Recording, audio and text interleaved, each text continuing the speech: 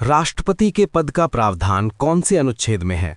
Option A अनुच्छेद 52, option B अनुच्छेद 53, option C अनुच्छेद 54, ऑप्शन डी अनुच्छेद 55। इसका सही आंसर है ऑप्शन ए अनुच्छेद 52। बिल्कुल सही। आपको तो वो ट्रिक पता ही होगा, पकानी दयोदशम वाला। भारत में कार्यपालिका का अध्यक्ष कौन होता है? ऑप्शन ए राष्ट्रपति, ऑप्शन बी प्रधानमंत्री, ऑप्शन सी विरोधी दल का नेता, ऑप्शन डी भारत सरकार का मुख्य सचिव। इसका आंसर है ऑप्शन ए राष्ट्रपति। और मैंने ये भी पढ़ा है कि भारत के राष्ट्रपति की तुलना ब्रिटेन के सम्राट से की जाती है। हाँ, तुमने सही कहा। साथ ही में ये भी याद रखना कि संघ की कार्यपालिका की शक्ति राष्ट्रपति में निहित होती है। भारत का राष्ट्रपति है ऑप्शन ए राज्य का प्रधान, ऑप्शन बी राज्य का प्रधान नहीं है, ऑप्शन सी केवल सरकार का प्रधान है, ऑप्शन डी राज्य और सरकार दोनों का प्रधान है। मुझे लगता है कि इसका आंसर ऑप्शन डी होना चाहिए। नहीं, वो आंसर गलत है। तुम भी फंस गई ना। इसका आंसर होगा ऑप्शन ए राष्ट्रपति राज्य का प्रधान होता है।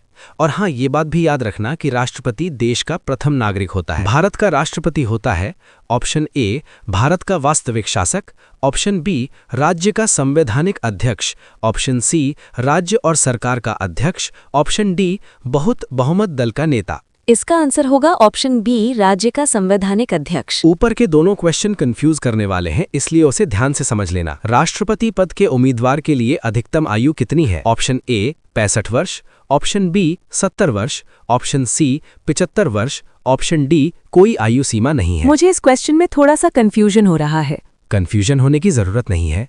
इसका आंसर है ऑप्शन डी कोई आयु सीमा नहीं है।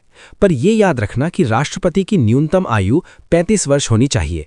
और हाँ, राष्ट्रपति कितनी बार भी राष्ट्रपति बन सकता है, उसकी कोई सीमा नहीं है। राष्ट्रपति का निर्वाचन कैसे होता है?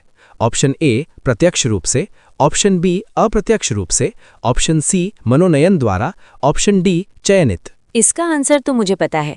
इसका आंसर होगा ऑप्शन बी अप्रत्यक्ष रूप से। और मैंने ये भी पढ़ा है कि राष्ट्रपति का चुनाव एकल संक्रमणीय मत पद्धति से होता है और राष्ट्रपति के चुनाव में केवल लोकसभा, राज्यसभा और राज्यों की विधानसभा के निर्वाचित सदस्य ही भाग लेते हैं। बिल्कुल सही। और ये याद रखना कि राष्ट्रपति के चुनाव में मनोनीत और विधान परिषद के सदस्य भाग नहीं लेते हैं। और ये भी याद रखना कि राष्ट्रपति का चुनाव निर्वाचन आयोग करवाता है। राष्ट्रपति चुनाव संबंधी मामले किसके पास भेजे जाते हैं? ऑप्शन ए चुनाव आयोग, ऑप्शन बी सांसद, ऑप्शन डी उच्चतम न्यायालय, ऑप्शन डी उपराष्ट्रपति। इसका आंसर होगा ऑप्शन सी उच्चतम न्यायालय। बिल्कुल सही। और ये भी याद रखना कि राष्ट्रपति पद के उम्मीदवार को चुनाव प्रचार के लिए 2 सप्ताह ही मिलता है।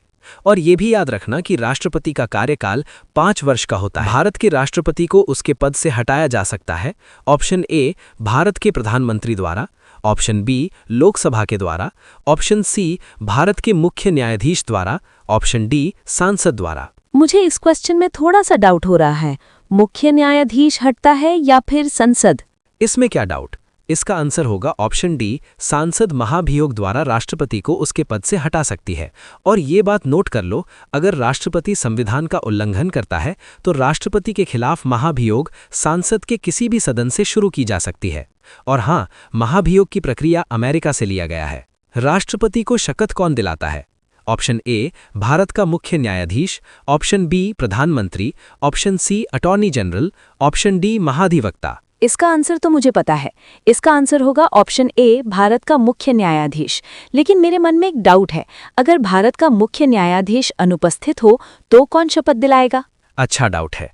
अगर भारत का मुख्य न्यायाधीश उपस्थित ना हो तो उच्चतम न्यायालय के वरिष्ठ न्यायाधीश शपथ दिलाएंगे। राष्ट्रपति अपना त्यागपत्र किसे देता है? ऑप्शन ए भारत के मुख्य न्यायाधीश, ऑप्शन बी भारत के उपराष्ट्रपति, ऑप्शन सी लोकसभा अध्यक्ष, ऑप्शन डी भारत के प्रधानमंत्री। राष्ट्रपति को शपथ भारत के मुख्य न्यायाधीश दिलाते हैं तो त्यागपत्र भी उसे ही देते होंगे?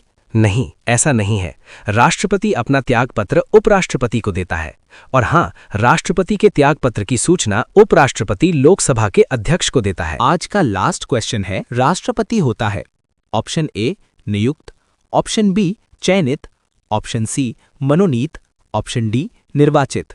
इसका आंसर है ऑप्शन डी निर्वाचित। शानदार, बिल्कुल सही। राष्ट्रपति का चुनाव एकल संक्रमणीय मत पद्धति यानी कि सिंगल ट्रांसफरेबल वोट सिस्टम और आनुपातिक प्रतिनिधित्व के आधार पर गुप्त मतदान द्वारा होता है। धन्यवाद। Love you.